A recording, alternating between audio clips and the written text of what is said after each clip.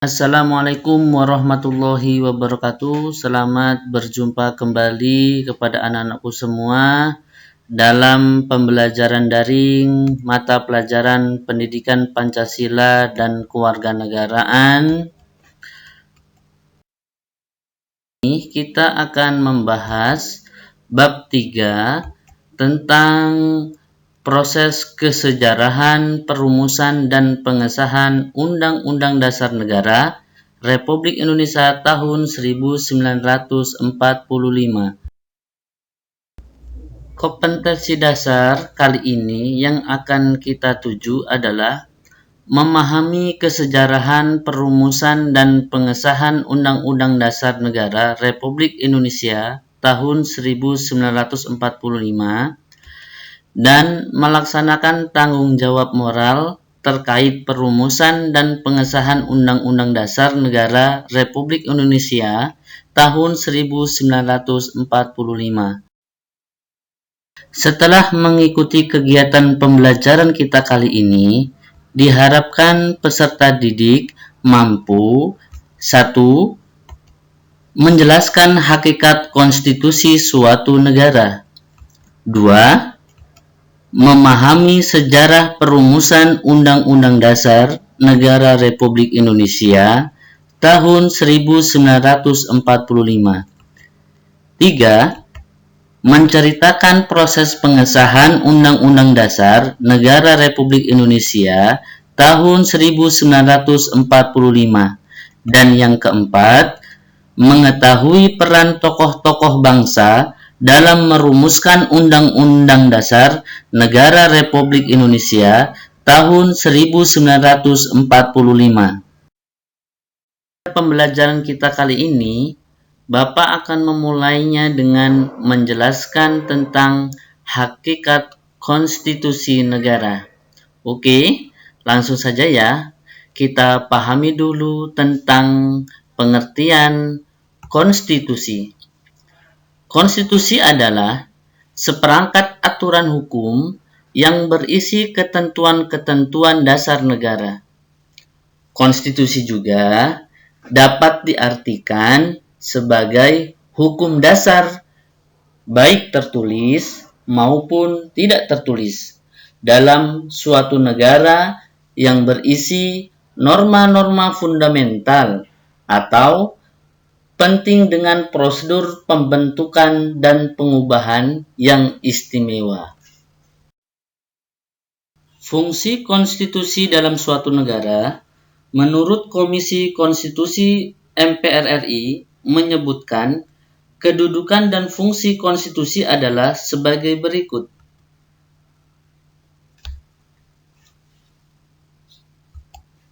Yang pertama, sebagai dokumen nasional. Dokumen nasional mengandung perjanjian luhur berisi kesepakatan-kesepakatan tentang politik, hukum, pendidikan, kebudayaan, ekonomi, kesejahteraan, dan aspek fundamental yang menjadi tujuan negara. Fungsi yang kedua, sebagai piagam kelahiran baru. Hal ini juga merupakan bukti adanya pengakuan masyarakat internasional, termasuk untuk menjadi anggota Perserikatan Bangsa-Bangsa. Fungsi yang ketiga yaitu sebagai sumber hukum tertinggi di dalam suatu negara. Konstitusi mengatur maksud dan tujuan terbentuknya suatu negara dengan sistem administrasinya melalui adanya kepastian hukum yang terkandung dalam pasal-pasalnya. Fungsi yang keempat sebagai identitas nasional dan lembaga persatuan.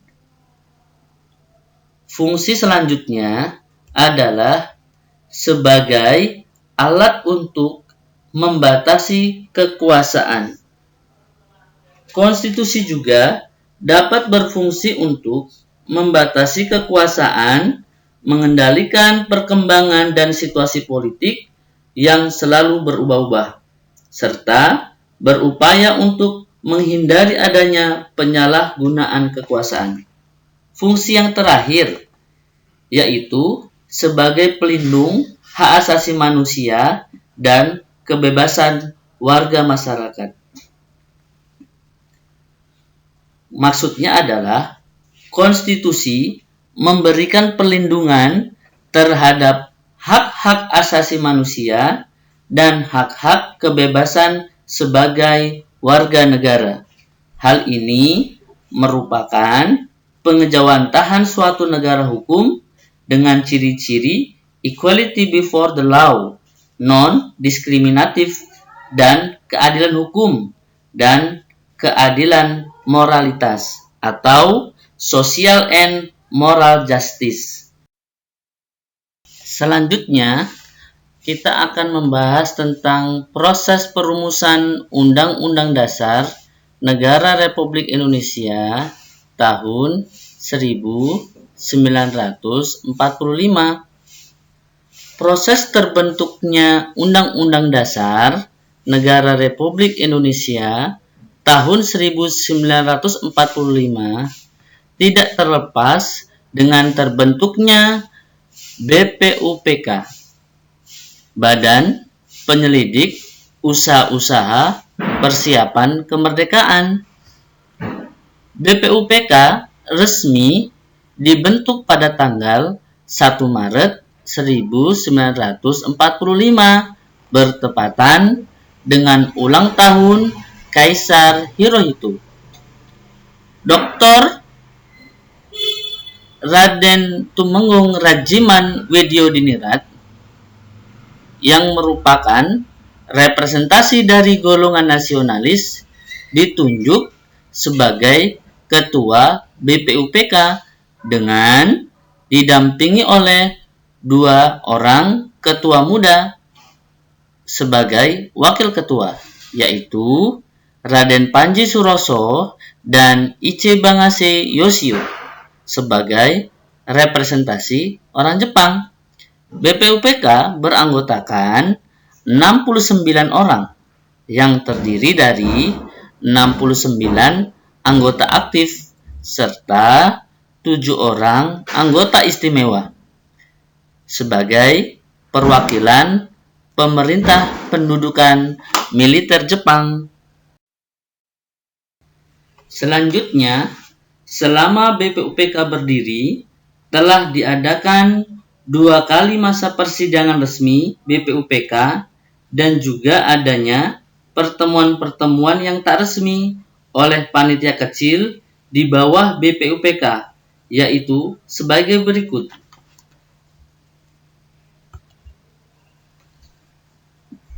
Ke-1.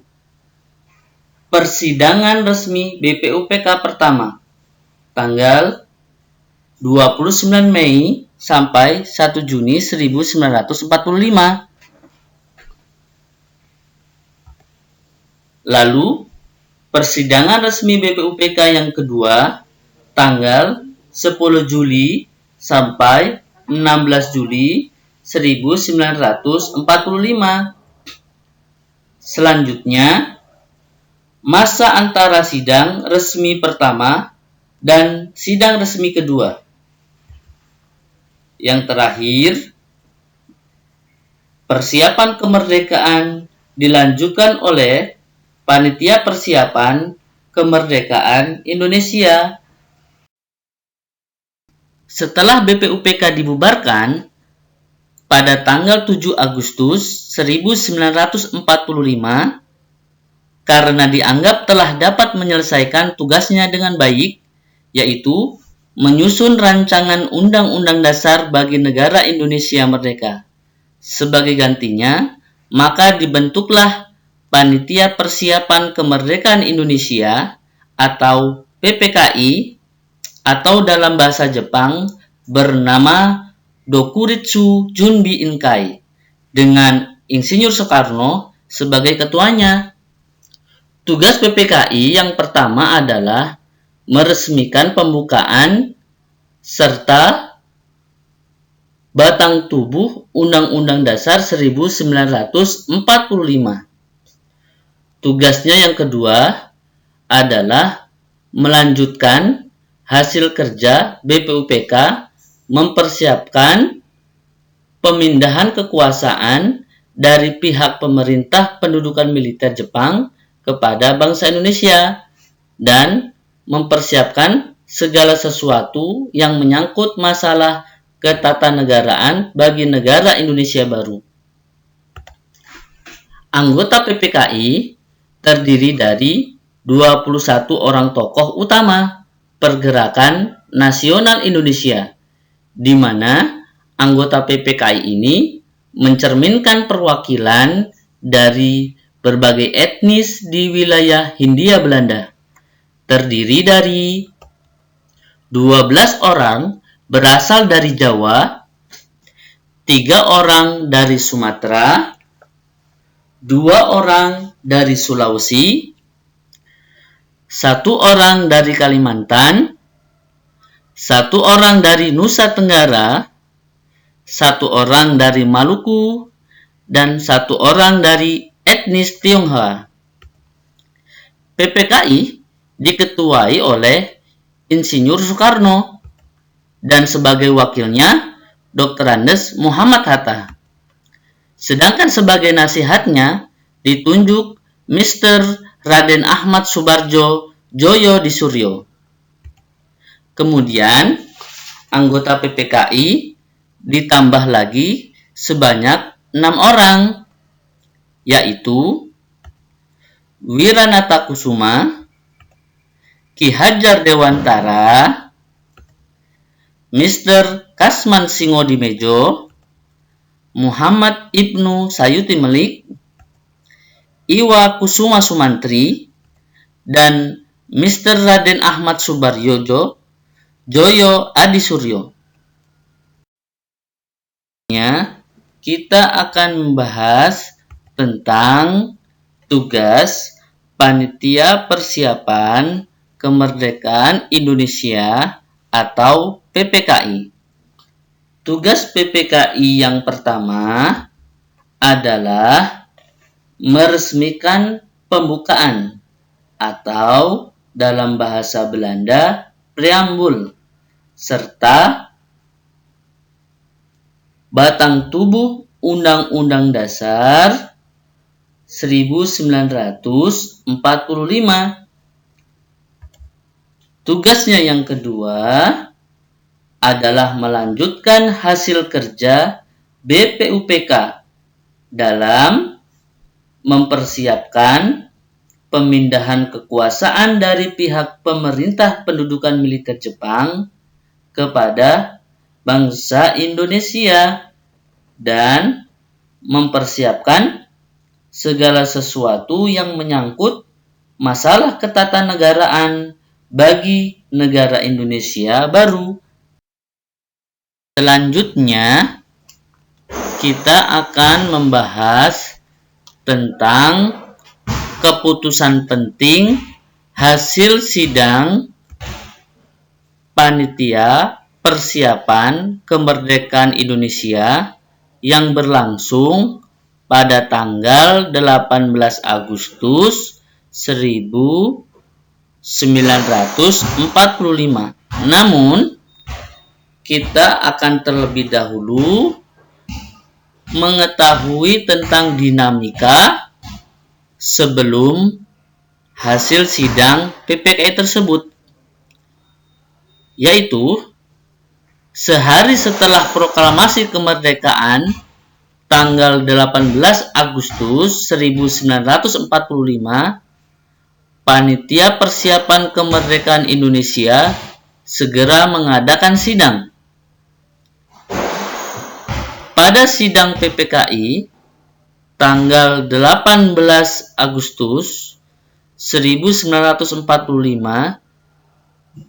telah terjadi kesepakatan dan kompromi atas lobi-lobi politik dari pihak kaum keagamaan yang beragama non-muslim serta pihak kaum keagamaan yang menganut ajaran kebatinan, yang kemudian diikuti oleh pihak kaum kebangsaan sebagai representasi dari pihak nasionalis, guna melunakkan hati pihak tokoh-tokoh kaum keagamaan yang beragama Islam, guna dihapuskannya 7 kata dalam Piagam Jakarta atau Jakarta Charter. Untuk pengesahan preambul tersebut memerlukan proses yang cukup panjang. Sebelum mengesahkan preambul, Bung Hatta terlebih dahulu mengemukakan bahwa pada tanggal 17 Agustus 1945 sore hari, sesaat setelah proklamasi kemerdekaan, ada utusan dari Indonesia bagian timur yang menemuinya. Intinya, rakyat Indonesia bagian timur mengusulkan agar pada alinea keempat preambul di belakang kata ketuhanan yang berbunyi dengan kewajiban menjalankan syariat Islam bagi pemeluk-pemeluknya dihapus. Jika tidak, maka rakyat Indonesia bagian timur lebih baik memisahkan diri dari negara Republik Indonesia yang baru saja diproklamasikan. Usul ini oleh Muhammad Hatta disampaikan kepada sidang pleno PPKI, khususnya kepada para anggota tokoh-tokoh Islam, antara lain kepada Ki Bagus Hadikusumo, Ki Haji Wahid Hasyim, dan Teku Muhammad Hasan. Muhammad Hatta berusaha meyakinkan tokoh-tokoh Islam dengan dalih demi persatuan dan kesatuan bangsa.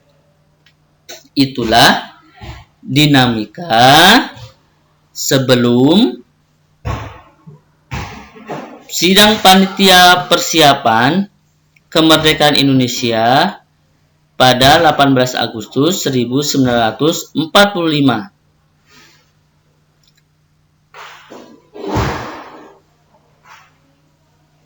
Selanjutnya, kita akan kembali membahas tentang hasil sidang panitia persiapan kemerdekaan Indonesia pada tanggal 18 Agustus 1945 adalah sebagai berikut.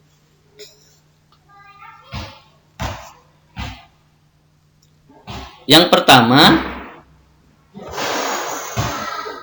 menetapkan dan mengesahkan Undang-Undang Dasar 1945.